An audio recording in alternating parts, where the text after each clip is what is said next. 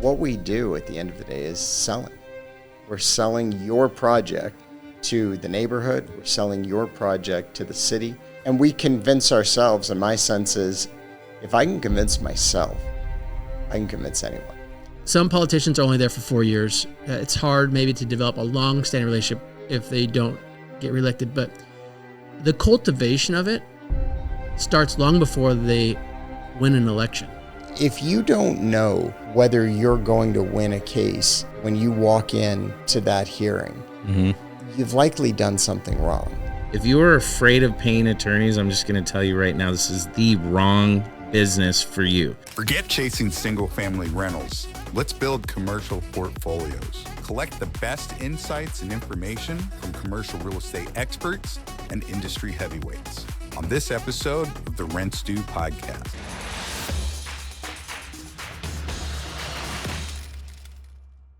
Welcome back to another episode of the Rent Stew podcast, my friends. You know the show, Commercial Real Estate Development and Investing.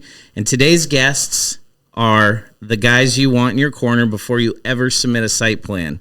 Because if you're developing in Arizona, planning and zoning can make or break your deal. Trust me, we know. We're joined by my friend Adam Baugh and his partner Jason Morris, planning and zoning attorneys with Withey, Morris, Baugh in Phoenix, and the attorneys behind just about every Arizona development project that we've tackled to date. These are the guys who helped turn That'll Never Get Approved into a unanimous vote.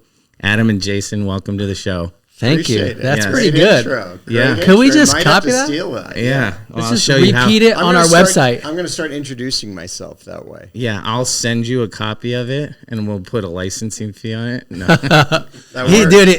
He's always thinking two steps ahead about the money part. Dude knows an angle. Yeah, we'll just get a discount on our future legal fees. There we go.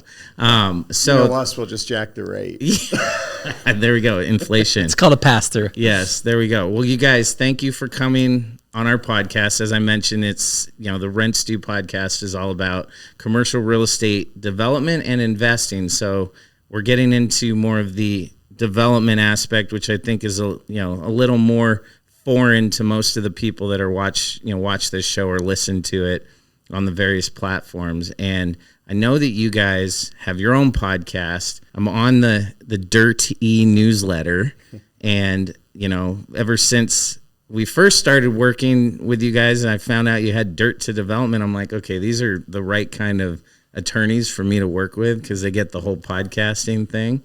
So, kind of fill us in on how what you guys do specifically, because I know what you do, but to the layman that doesn't understand planning and zoning, how would you guys explain, what you do? Yeah, I mean, first of all, I want to acknowledge I parked in the Employee of the Month parking space for Green Elephant. As you should. But I feel like we've delivered so many wins for this guy that Absolutely. I deserve that premium parking space. Yes, and you're rezoning our and I'm rezoning your building right now, so yeah. There's going to just be a dedicated space that says like Withey, Morris, Baugh. We'll get it. Premium parking. Yeah. I was just thinking about this show. Like, here it is. We're recording you. We have law degrees, but we're dressed so casually. It's such a different... some lawyer somewhere is wearing a suit and a tie in an office, editing a document with red line that's going to go out to someone somewhere. And here we are. We just get to talk dirt and development with I'll you. be more specific. Somewhere there's a lawyer who's miserable right now. Yeah. And we are very fortunate. We love what we do. And I think success in any industry needs to be based on how much you like what you do, because you can become proficient at something, but you can't truly be great at anything you don't love, that you don't have a passion for. And Adam and I are both spoiled. If you're going to be a lawyer, for me, I couldn't practice any other form of law. I've just been spoiled. So, quick question. I mean, Adam and I got to know each other outside of just the working relationship when we went to the Suns game. How I took the LSAT, I went down the road of I applied to law school. I just never actually committed to law school. How do you decide that once you go through law school that you're going to get into planning and zoning? Well, nobody. law? I mean, Nobody nobody had heard of this. So how do you like fumble in your way into this? You It don't is see, fumbled You out. don't see this on TV. Nobody becomes a zoning not attorney sexy. because they Harvey watch The Specter Godfather. wasn't rezoning Right. someone's land or solving a property violation issue. Yeah. And did you even hear of this in law school? I didn't know it existed. Yeah. It was happenstance. I graduated from law school. I was fortunate. I had clerked with a firm, and then they made me an offer, so I went to work in that firm when I graduated. It was a general practice firm. It was based in Mesa. It was 50 years old. Great attorneys, great reputation, founders of the city of Mesa. And one of the attorneys had a land use practice, and I worked with all of them. I did appellate work. I did family law. I did personal injury. I did civil litigation. I had an opportunity to try a little bit of everything. And one day, the zoning attorney in the firm said, I've got 2 hearings tonight. I need you to cover one. Just ask for a continuance. And he sent me out to Gilbert, and the rest is history. Oh, hold on. And you didn't get the continuance. And I didn't get the continuance. I love the story. Yeah, exactly. His My first at-bat. was a failure. Yeah. And I went back to him after. I was like, you said this was a layup. And he goes, nah, I knew the council was kind of angry. So he sent you there because he didn't want to go face the fire. Now I realize that. Of course, that's what happened. But it was one of those cases where I think he had asked for 3 different continuances, and it wasn't moving forward. And He was trying to wear them out. I remember just the fear and panic of standing at that podium and thinking, oh my God, like I think I may have just lost my job. And this council member is screaming at me. It was Mel McDonald. I don't know, it was way before your time. No. But he was a former U.S. attorney, and he was on the Gilbert Council, and he just raked me over the coals. So that's how it started. But I loved it. It was the combination of law and politics and a little bit of lobbying and schmoozing, and I thought, I can do this. This is my skill set.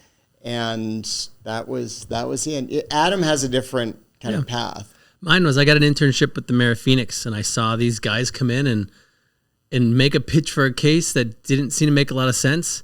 And I saw somebody else make their own pitch without legal counsel.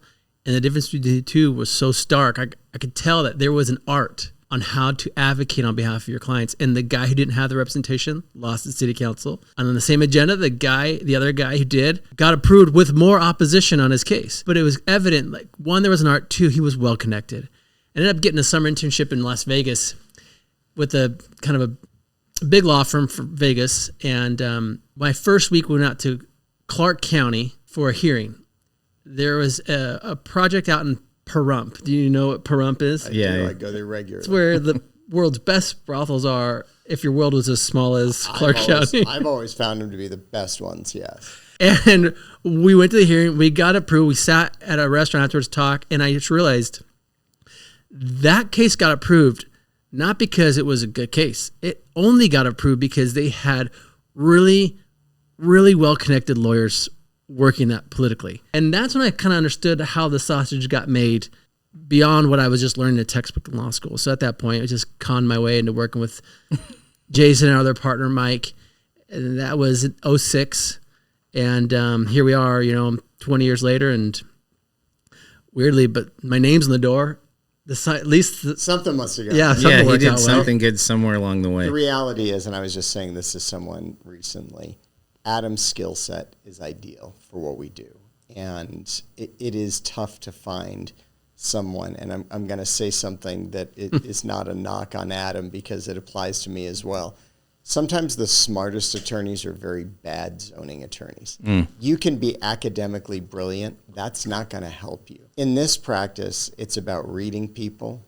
It's about being able to communicate and to find common ground with everyone, because one day you're going to be meeting with your client, and so you have to know how to deal with your clientele and the development world, and the next day you're going to have a blue-collar neighborhood meeting in a part of town that you didn't grow up in, you better be comfortable talking to those neighbors and making those neighbors trust you.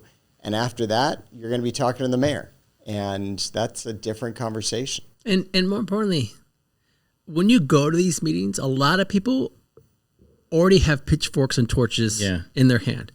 And so you're going to have to work to disarm them within a matter of minutes, at the maximum an hour, because that's kind of what the neighborhood meeting is.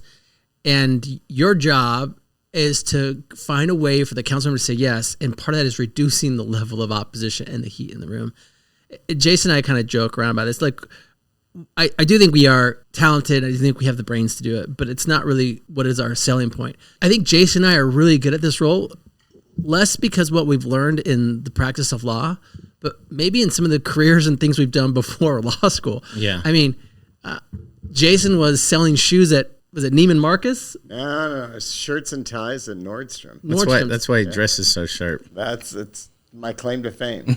But I learned more at Nordstrom about how to run a business than you ever will in law school. Yeah. About treating customers, about keeping customers, attracting customers.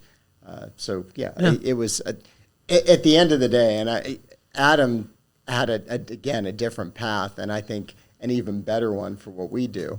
But what we do at the end of the day is selling. We're selling your project to the neighborhood. We're selling your project to the city and staff, council members. And we convince ourselves, and my sense is, if I can convince myself, I can convince anyone. This video is sponsored by SiteCRE.com, the smart site submittal platform for tenants, landlords, and developers. Site streamlines the entire site submittal process, from custom AI-powered submission portals to a tenant-seeking site marketplace that makes expansion fast, efficient, and targeted. At Hungry Investments, we use sites to validate sites we already control, target locations for specific tenants, and even identify tenants actively looking in trade areas where we're doing our due diligence. It's become an invaluable tool for our growth, and it can do the same for you. Check out SitesCRE.com, where smart growth starts. So I don't think a lot of people understand, and I joke with you and Mark, and like, so in the same week, I got the same comment from Adam and Mark, like, you know what? You're more than a client. You're a friend. And at that point, I'm like, oh God, I'm spending too much money on my attorneys. but I also just raised the rates that week, so I need to soften the blow. But it made me think about, like, I don't think people realize when you're doing development, or you're, especially land development, but even like just redoing an entire shopping center, or trying to, like what we're doing, with the Pizza Hut. Yeah. I don't think they realize, like, I've got like 5 different types of attorneys, and each one has their like thing that their niche, and they go and there's the best of the best at what they do. And so, like, I think people just from a distance look at development and say, oh, I just need an attorney and they're going to help me with all this stuff. Look, like, that's very true. I hired an attorney to prepare my wills, trusts, and estate. Yeah, family. I spoke to him for practice 1 or 2 times, and I haven't spoken to him much since then. And the difference, and you can hire someone to maybe get you out of a DUI, but you won't talk to them after that. I think the reason why you have that type of relationship with us, and probably some of the other folks you work with, is because, one, we're on the front lines with you for the entirety of a case, which is going to take you 6 months to a year. And if you're successful, like what'd you say? We have 6 going right now. We have a half a dozen working on it. And in theory, if we're successful together, then you'll be more successful and drive more projects, which we'll continue to work on. And so, what I have observed, as I was new in this business in 2006, and Jason had a dozen years ahead of me, and our other partner had been doing this longer. Observing how they not only ran a case but managed a client relationship, it seemed like all of Jason's friends were hiring him. And then I realized, no, all these people hired him and they just became his friends, because it's not our dollars that we're spending. It's your money, but we live it.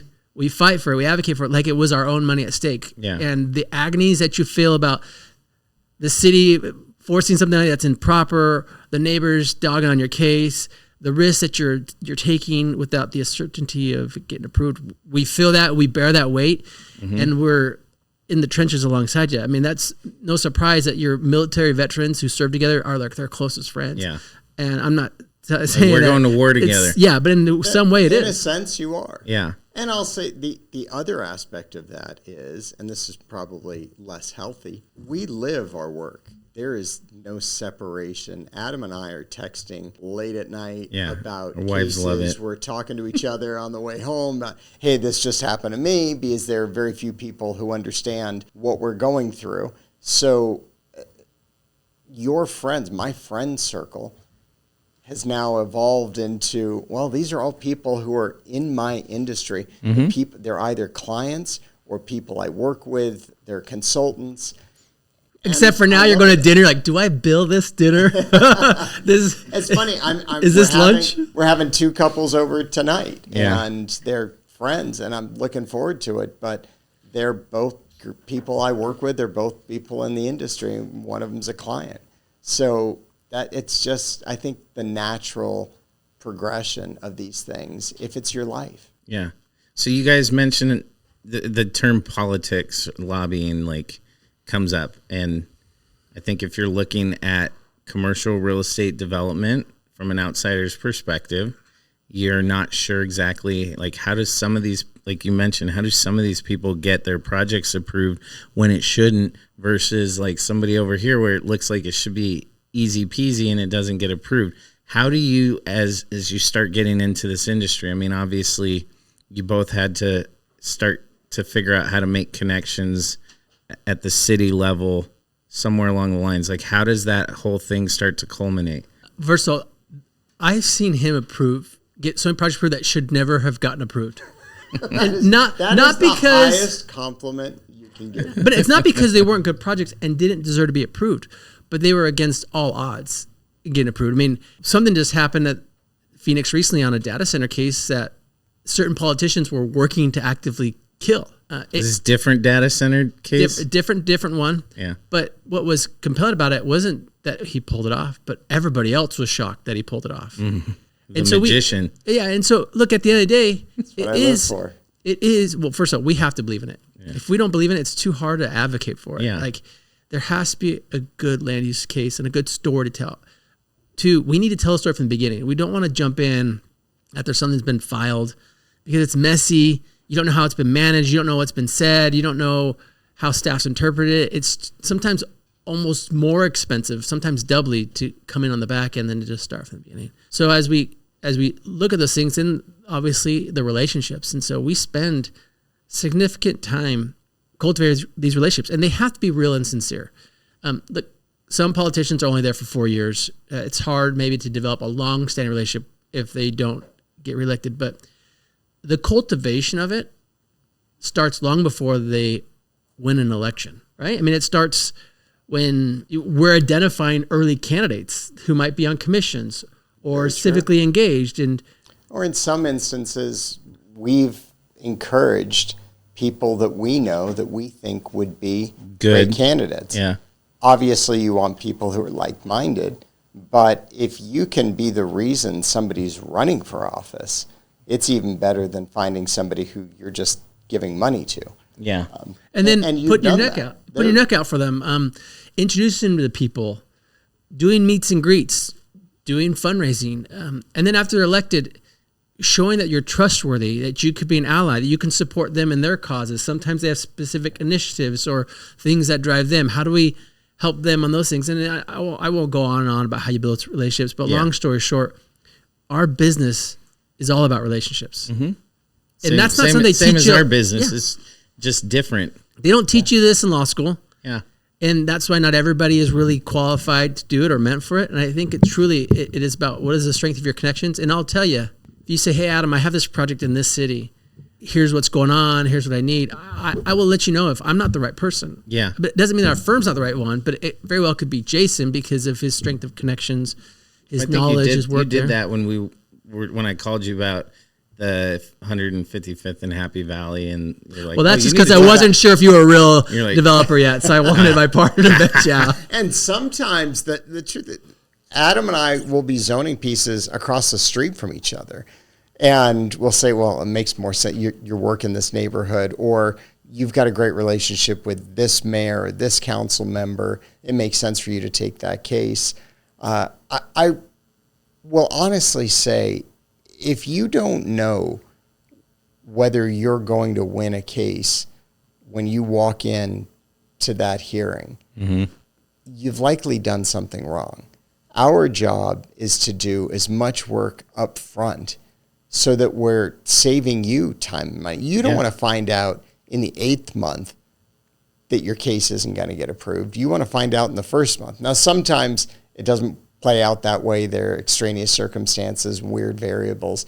But in general, the work we do is up front to make sure you've got light at the end of that tunnel. Yeah, he's done a great job. I mean, there's been a handful where it's like, hey, look, we're looking at this site, and he's like, you're never going to if you're thinking this, don't do it. If you're thinking that, we have a chance. And I'm like, it's not what I wanted to hear. And it's not, but you'd rather hear that in the front. Of course. I'd rather you told me that while we're literally underwriting and thinking about putting an offer in versus like I've got, I'm 5 months down the road and I'm like, Adam, what do you mean we can't get this done? Like, so it would give you a simple example. There's a property in Glendale called Talavi, right?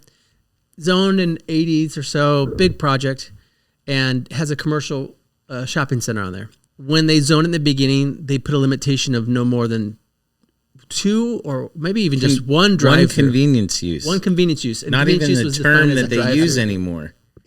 And he came and he goes, hey, there's this old Pizza Hut that we want to turn into a drive-through Chipotle. And before that, it was a Blockbuster Video. And I go, it makes perfect sense. It's right on Bell Road. It's in the middle of a retail shopping center. We'll get this done. But let me go pull. Actually, no, you find an issue. I already had everything because remember we had to, before we even got to you, we had to get the use changed in the CCNRs because it could only be used as a Pizza Hut. And so like we had done all this title work and I was able to like explain and kind of walk him through what I thought, but he unfolded all. So what we find, we dive into it and actually we discover that there's a limitation on the number of drive-through pads in the zoning case. And so you think, okay, no big deal. You'll just amend the PAD. Right.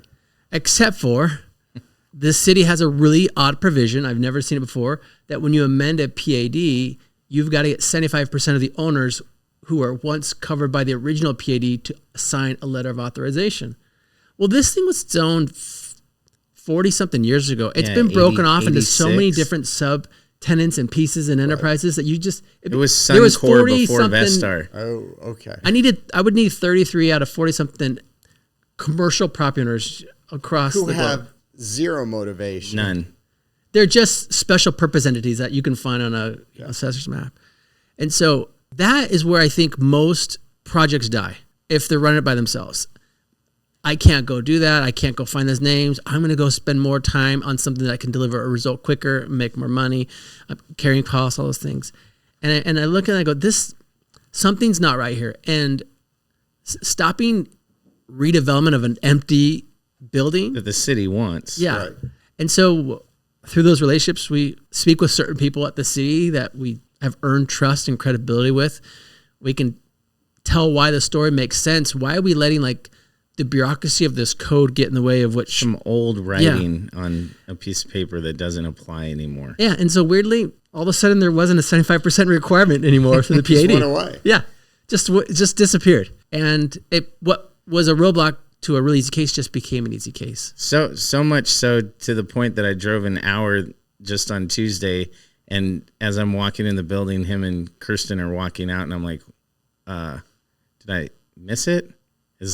They literally got all the way through our zoning case, voted. Oh. He's like, it took 30 seconds. You know, Jason, the best hearings are the ones you don't talk at. Absolutely. Yes. And by 30 seconds, he meant 3 hours. Just check his billing.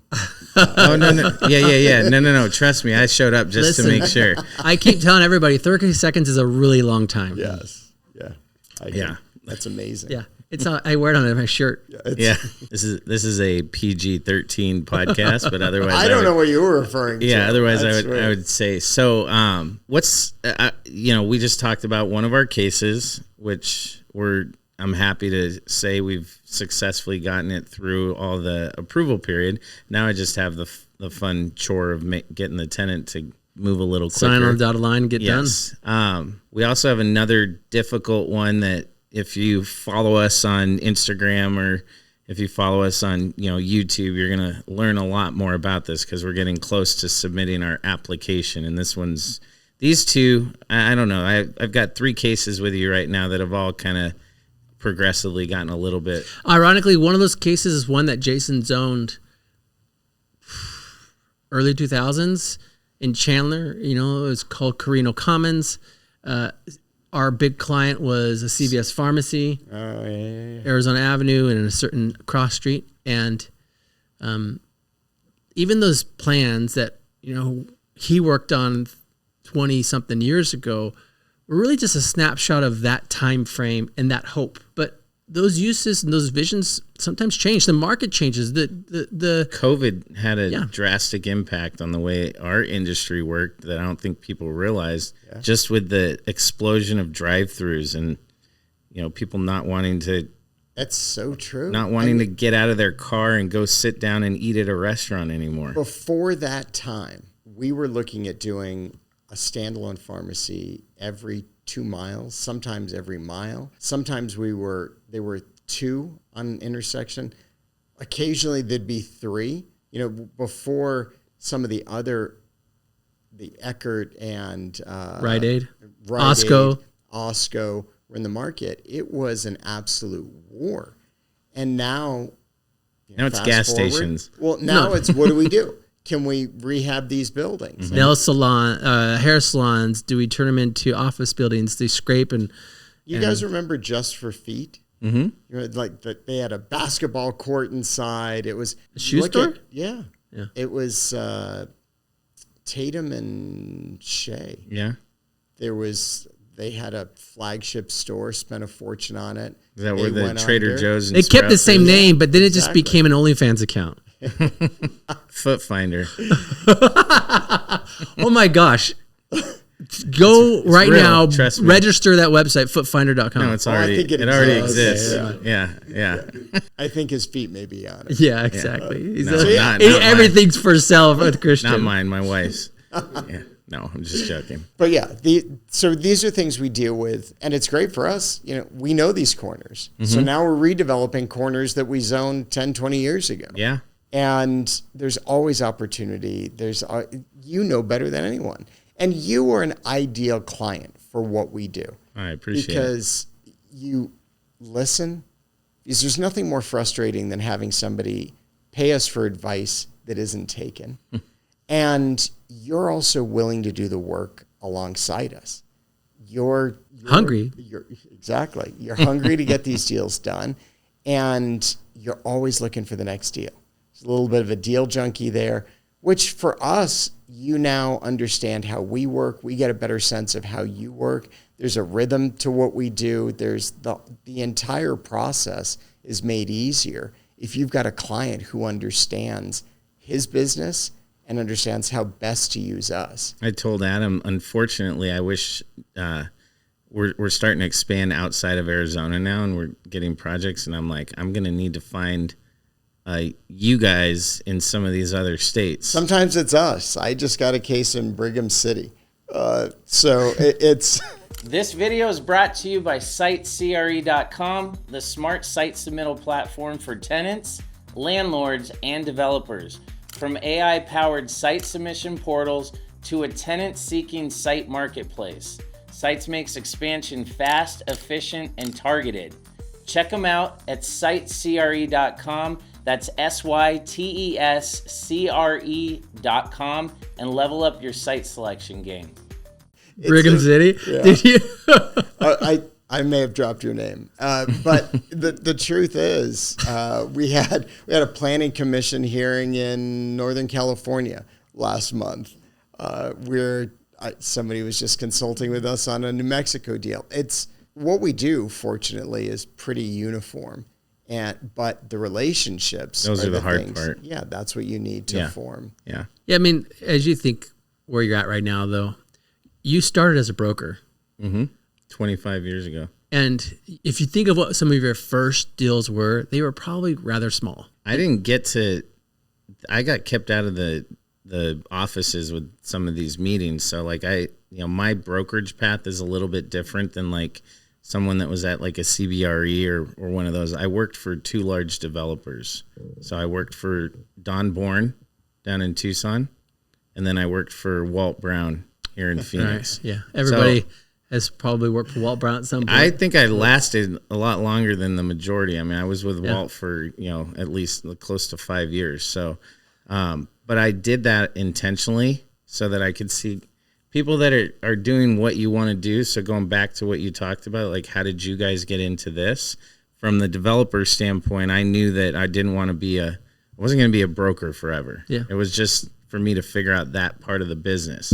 And so from that standpoint, I wanted to work with 4 guys that I could at least watch from a distance who would maybe teach me some stuff along the way, and I could pick some things up. And then I went off and worked with mom and dad and kind of licked my wounds on a few things and figured out what not to do. Hopefully not too much to the detriment of the family, but all of that, everything that you're talking about is the equivalent of a PhD in this business, right? Mm-hmm. That's how you learn. There is no alternative. That's how you learn. When I think I have 5 attorneys on in my payroll phone book, basically on call, because I watched my dad, who was extremely successful, super blue collar, started as a contractor, learn this stuff.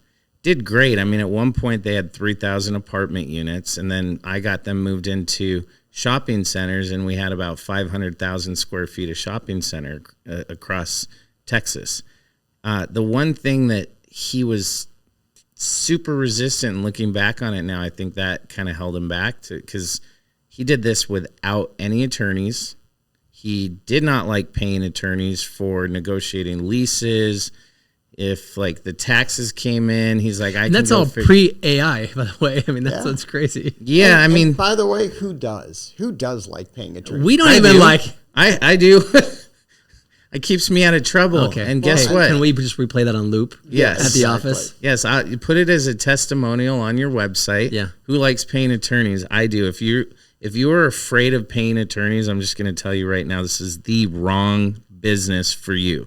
Do not get into development, because from our standpoint, that's a wrap. The way that I look at I don't think there's anything more to say at that point. No, that is great advice. The way that I look at it from a development standpoint is, it is right now where we're at is a merchant builder standpoint where we are trying to scale and do more deals. If I'm trying, I got to put the best people around me to get certain things done that are at different stages of the game. I work with Mark when we're in the pre-negotiation and escrow and all that. As we get closer to closing, I pull in Adam and you guys to start the next layer of it. I have my attorneys that handle all the lease negotiations with the tenants and the purchase and sale agreements for, things. There's a lot of freaking moving parts. Like, we have a couple deals on, the Chandler project we're putting the application in on. I have been working with these tenants for 2 years, and we haven't signed the docs yet. Why? Because there's moving parts and things that have changed along the way, and it's like we need to. So what is it going to save you if we can get the city to waive a traffic signal? Hundreds of thousands of dollars? Is it like $200K maybe, depending on the size? Probably $1 million, depending upon whether it's an arterial or what you're doing. If we can get that done, if we can avoid you building a lane of a roadway for a certain amount, if we can avoid you paying a hookup fee or escalate your permits. What we're dealing with right now, we just talked about before this. I would rather pay your bill is. I'd rather pay you an hour, 2 hours worth of billing time than my interest carry for an extra 30 days. Sure.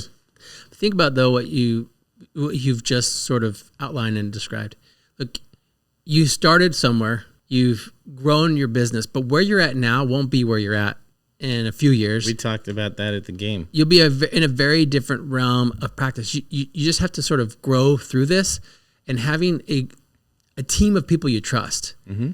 we're just like one part of your team, right? And we talk about the game, so I guess everyone's got a We small get more, forward and we one's get got more a point guard. efficient as we do more. You'll be bringing on, someone who's a fantastic banker, a fantastic title person, a fantastic contractor, and so we all sort of complement together to help you succeed. And at the end of the day, your success is our success. Yeah. And I think that's why you to come back to the beginning, what you're saying about like the friendships, because you come across so many random things through it, and you carry a ton of risk. Like Jason and I have done a lot of projects, but we haven't developed many of them. We've done an office building together, and we've invested in some of our clients' deals. Yeah.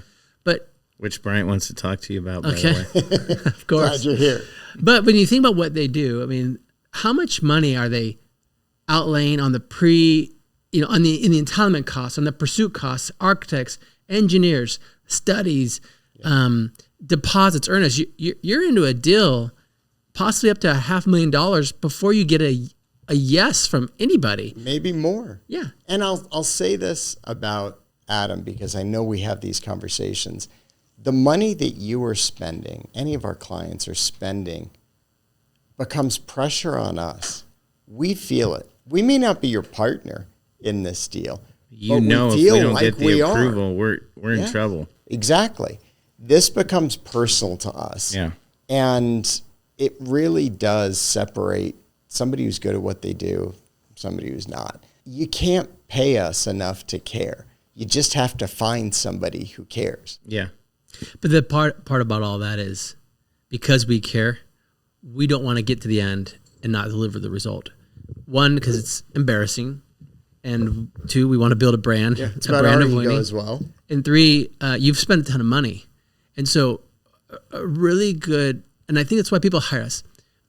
We help them see the end result at the beginning when you can't see it. Mm-hmm. There's no guarantees. There's a bunch of unpredictable things that can come up during the case. There's a lot of pitfalls that you could step in without knowing. So we help you see around blind corners. And at the end of the day, our most effective work is sometimes in the beginning to find what is the pathway forward, what's the strategy, or do we want to abort on day one? I knew, because we'd worked on one of the projects for so long. At the very beginning, you're like, you got to come up with something different. Like, and you said a lot of my clients would be like, he doesn't know what he's talking about. Like, let's go. And I'm like, went back to the partners and said, Adam just says it's not going to get done. Like, let's figure something else out. So the irony is, when we first started the project, we wanted to avoid building stuff at all costs. Like, we're just not contractors. We don't have enough experience doing it. We're not there. And literally now we're at the point where we're like, can we do the build to suit for you, Mr. Daycare Center? Because we're comfortable with it and we know we can make more money. But when I brought you, I think we'd gone like, I don't know, 3 or 4 months without you seeing the site plan. I'm like, Adam, we got a revised site plan. And I showed it to you and you were like, okay, now we've got something. This is something I think I can sell to the staff. And then even when you were like, they're not going to give us support, but we need to move forward anyways, because I just think they're just digging their heels in saying no just to say no. Yeah, at some point, when you're not going to have neighborhood opposition and you're creating new enterprise on an infill piece of dirt that's been this way a long time, and the city's taking away your access, you just have to go forward and find the votes. But and that's an example of Adam knowing the council that he's dealing with. He knew what it would take to get the end result. He saw what was important. And it's the experience that you're paying for. But I'm guessing you wouldn't have run over staff if you didn't think you had a path. And also we've tried with them. So it isn't like we just railroaded them. We spent a lot of time. All their feedback. And in fact, we did get support until the plan director got resigned. Yes, and moved to a different city. So he's like, I can't deal with my. But you know what's funny about this site? Yeah. Before me. Yeah, you worked on it. Jason was looking at it for a different client. I think it was Greystar. Yeah, for the assisted living. And you know exactly which one we're talking about. And what I love about it is make sure to subscribe to the YouTube channel so you can see this project in action. But what's great is it still comes back to us because different people, different users, different developer, and even different years. Yeah. But I think people know, like, if you want to get a tough case done, you got to work with people who can help you get it across the line. And so it's a great site. It's the one adjacent to the park. Mhm. Yeah. Yep. I like that site. We're hopeful. So I want to be respectful of your guys' time, and I know we could keep talking about this stuff forever. we could talk forever. Yeah, just in a nutshell, if you can, what is the most satisfying thing about what you guys do? And I know that's a pretty easy answer, but like, tell me like one of the things that you're most proud of that you've done as a planning and zoning attorney. I'm going to talk I'm going to answer that two different ways. The feeling of having your kids in the car, driving down the street, and being able to point out projects that you've been a part of. Remind me to show you a video of my daughter making fun of me on our Instagram when we're done. I can't wait. So you know exactly. This is the what best Wendy's I've ever built. You can't help yourself because you want your family to understand this what daddy does. Mm-hmm. And it is fun knowing the stories and the issues and the projects that are up and down these streets. So that's what I take pride in. But as you look at projects overall, you know, for us, the weird thing about zoning attorneys is we shouldn't be proud of the most beautiful buildings in town and a gorgeous master plan or a huge 5-star resort, because reality is that's kind of easy. Cities want those. Yeah. Our partner, Mike Withey, had a line that he said all the time, which is, you know what we ought to have on our walls in the office? Landfills and trailer parks. That stuff's difficult to get zoned. Yeah. Right next to the trophies and the awards and recognition. Next to the gas stations and the oil change places. Exactly. Yeah. Adam? No, I love, it's a really good story the way Mike tells it, because he's right. I mean, the ones that people hate the most are the most impressive wins. But honestly, I think the thing I love the most, and it's also like the most agonizing thing about it too, it's overcoming the impossible, because you lose sleep over it. You are cranky at home sometimes because you're just living it, even when you try to set aside work and you walk in the door. But then when you pull off the impossible, it's like Houdini. How did he get out of the box? Like, he shouldn't have gotten out, and yet he did, and it happened. And I don't know, it's just, it feels so good to deliver against all odds. And, you know, at some point we should like write a little, just a memoir. A book about like things that never should have gotten done and we got it done. Or do a podcast. Yeah. Or do a you podcast. do a whole episode. Oh, actually, like, we'll do a podcast. Maybe we'll do called the Dirt to Development Podcast. Yeah. Subscribe now. Yeah, well, so that's a good lead in, because obviously I mentioned the Dirty newsletter, and you guys have your own podcast. So let everyone out there that's watching, if anyone wants to connect with you, where do you want them to go on the socials, website? Yeah. You know, share all that info. Our website's wmbattorneys.com. Our podcast, though, is really, I think, the hobby project for us. It's a great podcast, Dirt to Development. It's kind of the behind the scenes on how development happens, you know, in Arizona and nationally. And I think more importantly, come visit us at our new bar. I mean, essentially we bought a bar, we converted it into our law office, and come have a drink or hang out with us. Can't wait to come to the open house. Looking forward to when it. you guys do that. So guys, thank you so much for joining me. Thanks for having us. Make sure, I mean, if you come here and you listen to this and you watch the podcast and you watch all the stuff that we put out on social media, you obviously have a level of interest, whether you're a broker, investor, somebody that wants to get into development.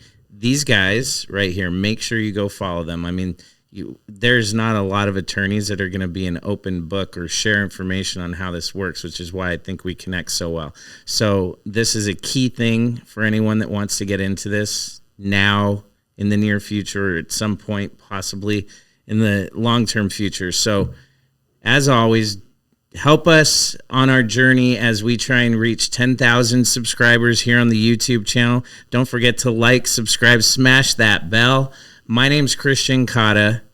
As always, stay hungry, my friends, because you know what time it is. Rent is due. If you made it this far through and you landed here, it means you're serious about making money in commercial real estate. Don't forget to hit the subscribe button if you're not already following for more great commercial real estate, and check out this video or this video. As always, stay hungry, my friends.